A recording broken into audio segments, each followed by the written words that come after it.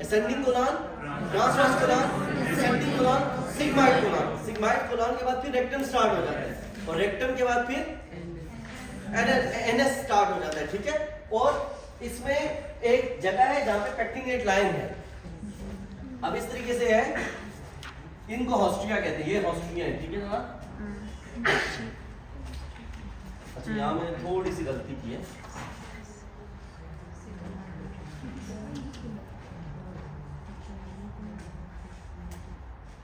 ठीक है।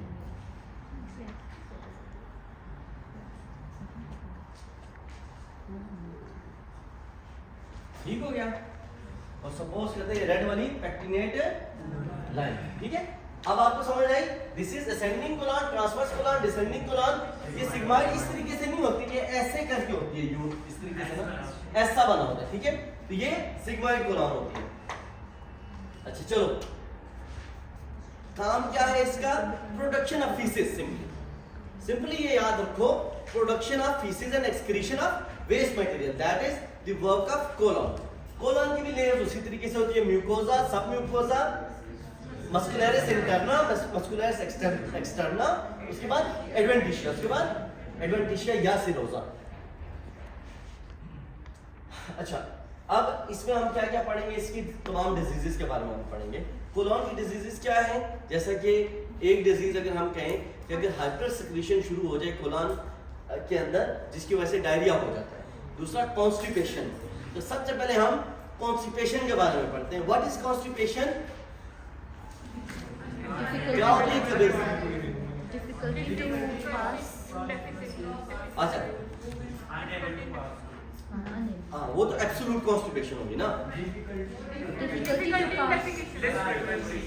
हाँ, ये डेफिनेशन है जो वासिफ ने बताई है। Decrease in frequency of stool per day. Decrease in frequency of passing stools per day, ठीक है। और decrease in frequency of defecation per day. जैसे नॉर्मली एक बंदा अगर दिन में एक दफा वॉशरूम जाता था, अब वो बंदा 4 दिन में एक दफा जाता है, so this is not normal. ये कॉन्स्टिपेशन। कॉन्स्टिपेशन क्यों होती है?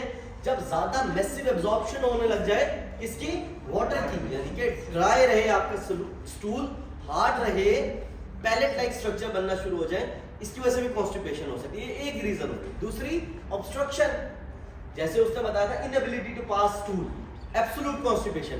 ऑब्स्ट्रक्शन की वजह से हो सकती है, कोई ट्यूमर का मैस है उसे पूरे का पूरा सिग्माइड कोलन ऑब्स्ट्रक्ट करके रखती है, या पार्शियल ऑब्स्ट्रक्शन में भी ये हो सकती है, inability to pass stool like normal. अब इसमें हम सबसे पहले एक जो डिजीज पढ़ेंगे, that is congenital disease, that is Hirschsprung disease. Hirschsprung disease क्या होता है? हिट्सबर्ग डिजीज में ये होता है कि जो नॉर्मल पेरिस्टाल्टिक वेव्स होती हैं, ठीक है, पेरिस्टाल्टिक वेव्स होती हैं जो स्टूल को पुश करती है आगे की तरफ, वो पैदा नहीं हो सकती। क्यों नहीं हो सकती? Because of loss of ganglion, because of loss of. अब 3 से 4 बातें आपने इसमें याद रखनी। एक तो ये बच्चों में होगी, एक तो ये बच्चों में होगी, दूसरा अच्छा इसमें क्या था? लॉस ऑफ गैंग्लियन बच्चों में होती है क्योंकि ये कंजेनिटल है, तो शुरू में ही आपको पता लग जाता है। पेशेंट प्रेजेंट करेगा आपके पास, failure to pass meconium, meconium pass नहीं हुआ, फेलियर टू पास मेकोनियम।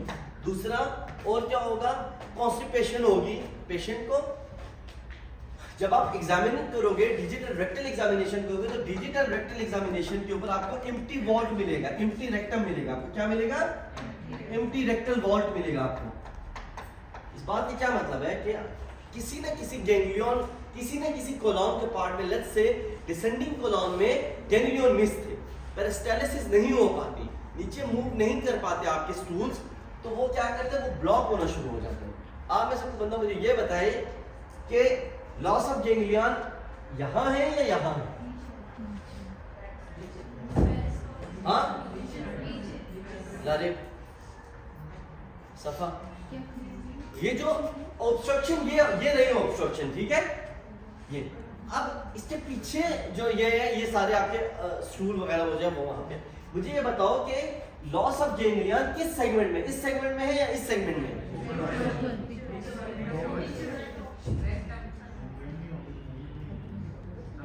कहानी भी तो बताओ, कैसे ऊपर वाले में क्यों और नीचे वाले में क्यों?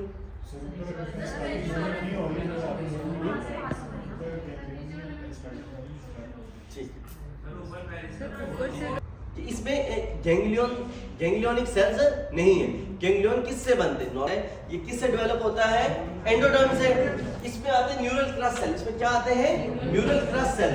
वो आके क्या बनाते हैं? Neural crest cell. Neural crest cells आके बनाते हैं आपकी गैंग्लियन, आपके प्लेक्सिस बनाते हैं, मेंटरिक और